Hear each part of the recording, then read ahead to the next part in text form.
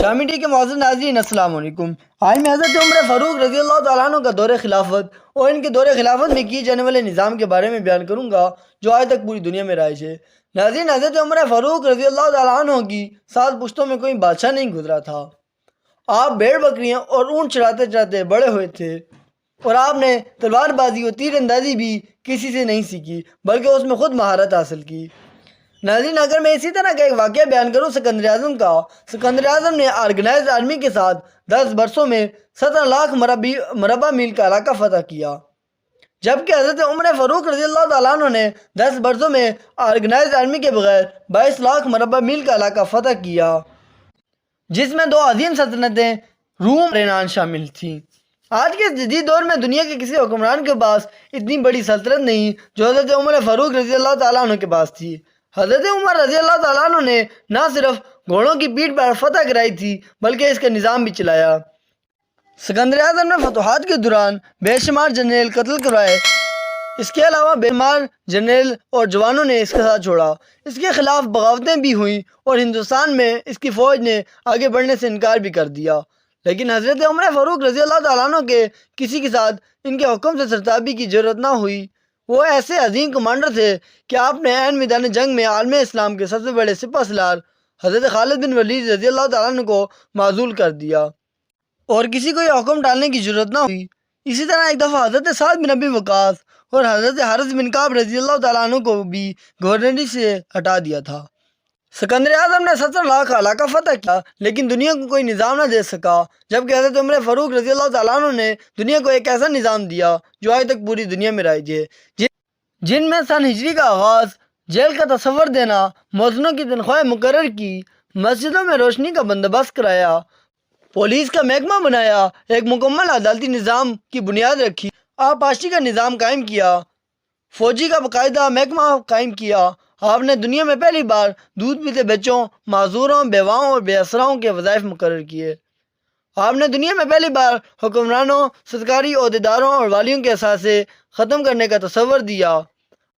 آپ نے بے انصافی کرنے والے ججوں کو سزا دینے کا سلسلہ بھی شروع کیا۔ اس کے علاوہ آپ تجارتی قافلوں کی حفاظت کرتے تھے۔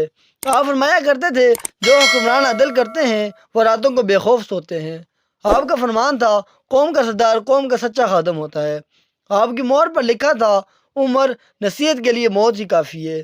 آپ کے دسترخوان پر کبھی 2 سالن نہیں رکھے گئے۔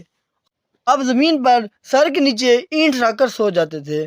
آپ سفر کے دوران جہاں نیند آ جاتی آپ کسی درخت پر چادر تان کر سایہ کرتے تھے اور سو جاتے تھے۔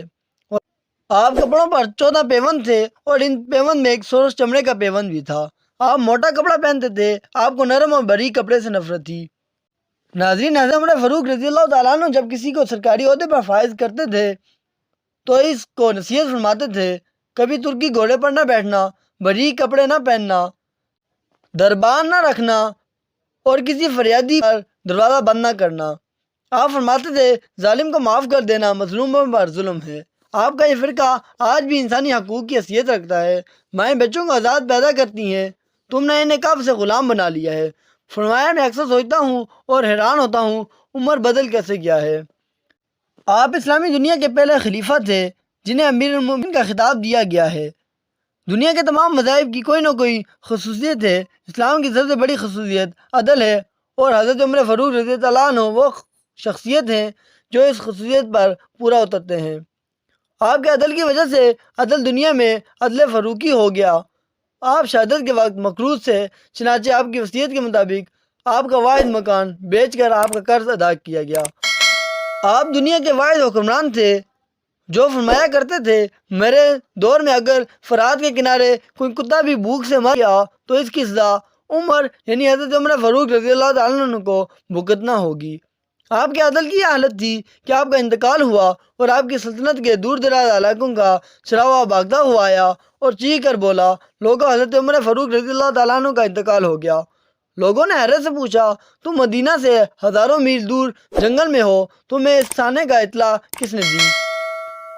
چراغا بولا، جب حضرت عمر فاروق رضی اللہ تعالیٰ عنہ زندہ تھے، میری بھیڑیں جنگل میں بے خوف پھرتی تھی اور کوئی درندہ ان کی طرف آنکھ اٹھا کر نہیں دیکھتا تھا، لیکن آج پہلی بار ایک بھیڑیا میری بھیڑ کا بچہ اٹھا کر لے گیا۔